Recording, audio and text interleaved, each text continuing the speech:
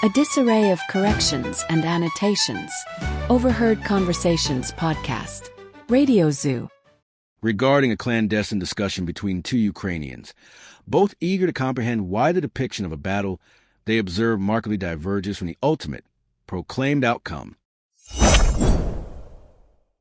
How is it possible, they wonder, that they are supposedly intercepting such a multitude of hostile drones and missiles when we witness a relentless barrage, one after another, of enemy rockets crossing the entire nation from border to border, hour after hour, striking targets in close proximity to us. Not a single projectile is shot down, despite the sky being ablaze with fire from all directions. We have even pre-identified the flight routes and impact points, almost like living radars. Yet, this is a different matter, one concerning our so-called strategists.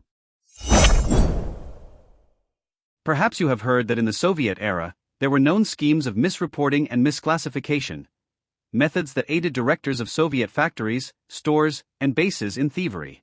When a certain quantity of goods was shipped out, a different amount, either greater or lesser, would arrive at the destination.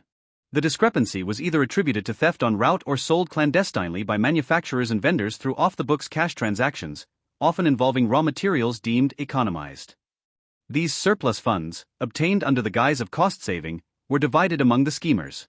This process masked theft in one manner with another. Alternatively, inventories at bases or warehouses might reveal the correct quantity but of inferior quality, for instance, replacing genuine mink coats with plush imitations. Inspectors, in exchange for gifts, often scarce items, would endorse these inventory results, effectively transforming one type of fur into another. Interestingly, it was from such interactions that modern corruption originated, as its roots permeated the entire supposedly governing structure. And here the analogy persists. 10 drones and missiles strike targets, none are intercepted. We add another 2 dozen, claiming that aside from the 10 that hit, there are 10 shot down and 10 locationally lost.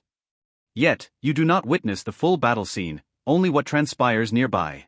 Much like all in this regime, schemes, lies, and filth, there is no plan, no analysis, no standards. Merely misreporting and misclassification. Where are the awesome tools to analyze, day by day, the official figures versus actual data? So that it might emerge that, contrary to claims, 90% are shot down, or perhaps in reality, 90% are missed altogether. Moreover, to corroborate my assertions, recall the German grenades one thief gifted another, apparently Zaluzhny's aide, for a birthday. If all these munitions along with other ordnance had been honestly accounted for, we would not have learned of the theft at all. It was only because those grenades detonated, killing one of the heroes, that the truth surfaced. Similarly, with these strikes and interceptions, consider, why did they suddenly feel compelled to alter the reporting of interception rates, hits, and losses? What is the purpose? To simplify? Or to complicate understanding of what is truly unfolding in the airspace over the country? Overheard Conversations podcast. Radio Zoo.